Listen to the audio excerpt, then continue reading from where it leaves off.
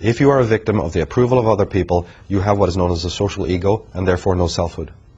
You have an illusion of selfhood, as I said, an idea of reality, but that's why you have all the issues and problems that you have in your life. And that's why you end up feeling like Victor Bloody Meldrew, where your whole life is one misery from morning to night. Yeah, you're making it that because your whole way of interacting in the world is boredom personified, limited, closed off, reductionist, based on science, based on certainties. You know, whoever gave you the idea that religion, and whoever told you to believe in these things? You know, we do it because we're scared of reality. We're scared of selfhood. It's a tremendous... So if there's anything in the way of man in the selfhood, it's just his fear of that selfhood, his fear of diving in. It's very much like a child learning how to swim. There is really much, you know, you're jelly.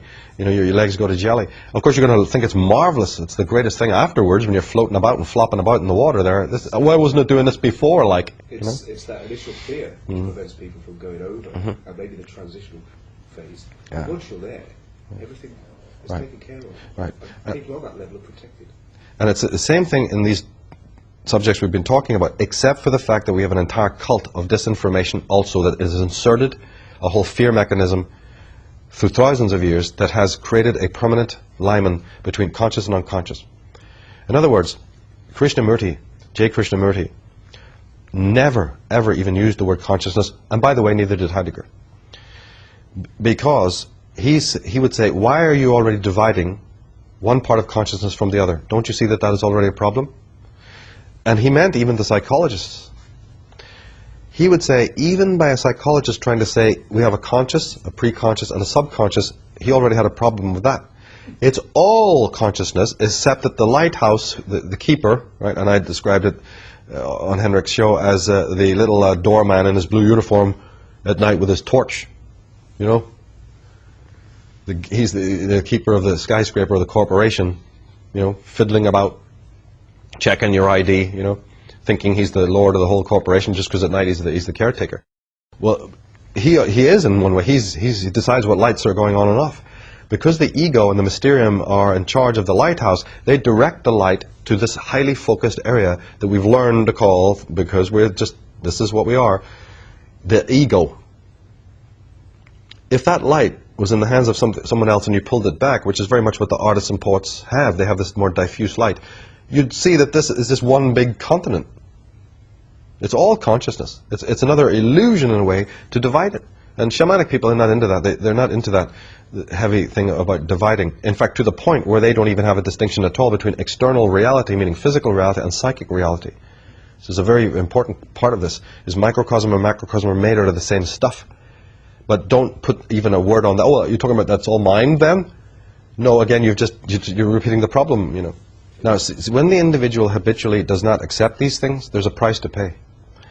You see, there is this other level of existence, and it has its own workings, it has its own ordinances.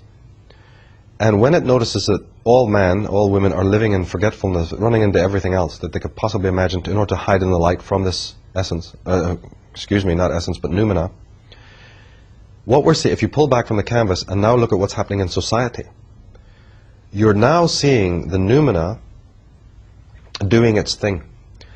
The being unto death and the emptying oneself into nothingness that's required on an individual level is not being done. So what has happened? It's moved up the fractal, and now the disenchantment, the disenfranchisement, and the sort of Dionysian melting pot that's happening in our societies today, where nobody knows if they're coming and going, is that same action of deconstruction. I refuse to call it destruction.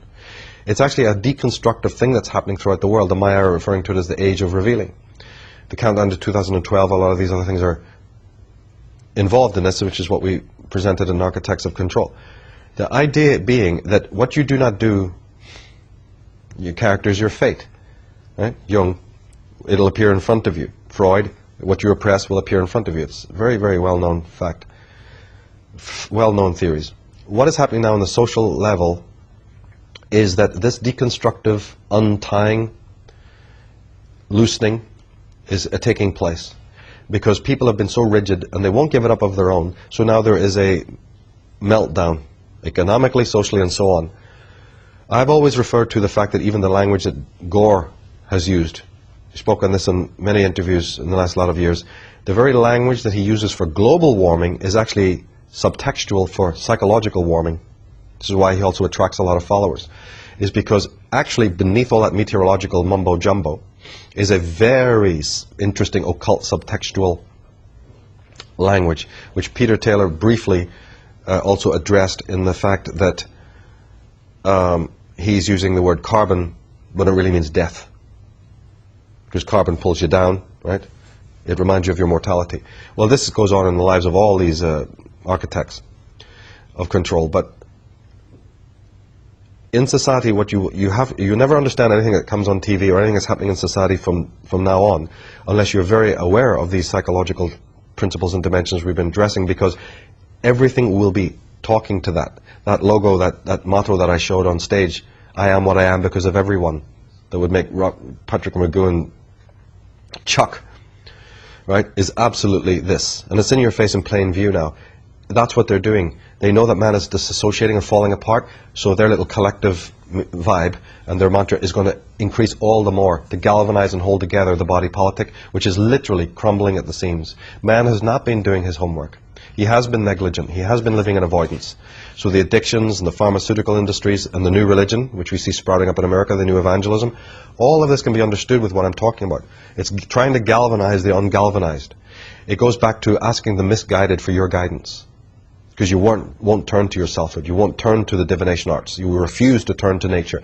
And so you're asking unguided, unfounded, unsolid, unsound, existentially vagrant people for your guidance. Yeah, that'll really get you somewhere, right?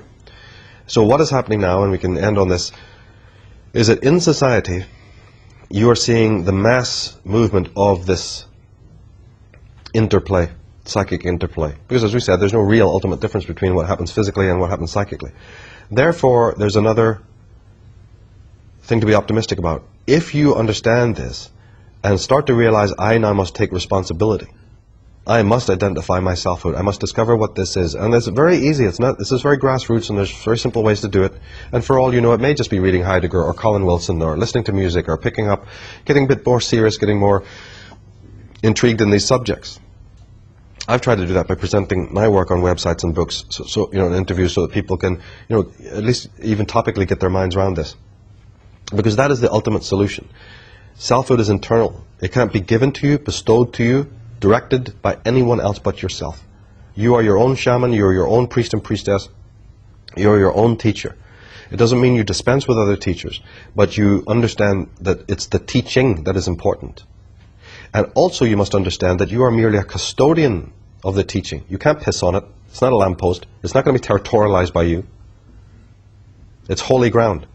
And if it passes through your psyche, you are its keeper, temporarily. There is no Archimedean point, and you will be tested thoroughly, because only the pure can love, and only the pure can know. In ancient traditions, they made sure. You read the Finn cycle, the Fenian cycle of Irish mythology, and the trials that the heroes were put through. You read the Arthurian cycle. You go to India, you look at the Zen, even in Africa, in South America, the enormous rituals and rites and trials that the neophyte was put through. Hey man, we got it easy today. We've got it easy. But just because, like I said, you don't have to work over burning coals and fight minotaurs, don't for an instant think that the trials have gone away. They're still there. They're just shifted a bit. But they'll still be there to test your ass to make sure that you're pure. Because this gnosis, this knowledge, is not going to be available to the filthy myths of the impure and the toxic. And as I said, they will rather go psychically deranged than approach this, because this is guarded as well. And so when you're looking at society today, realize that it's not a bunch of egalitarian, potluck, free-for-all, mumbo-jumbo. It's not available to everyone. There's only a certain caliber of person who's done their inner work, who is even going to even be in hope of approaching this information. And so when you see it being sold on TV programs and movies and spinner racks, as his wont to do, when it becomes trendy, be also aware of that. That is again this faux version, the smokescreen version, to help galvanize you. Because of course, if you don't clean something, you can always do a spring clean, right? You can clean off the surface rust.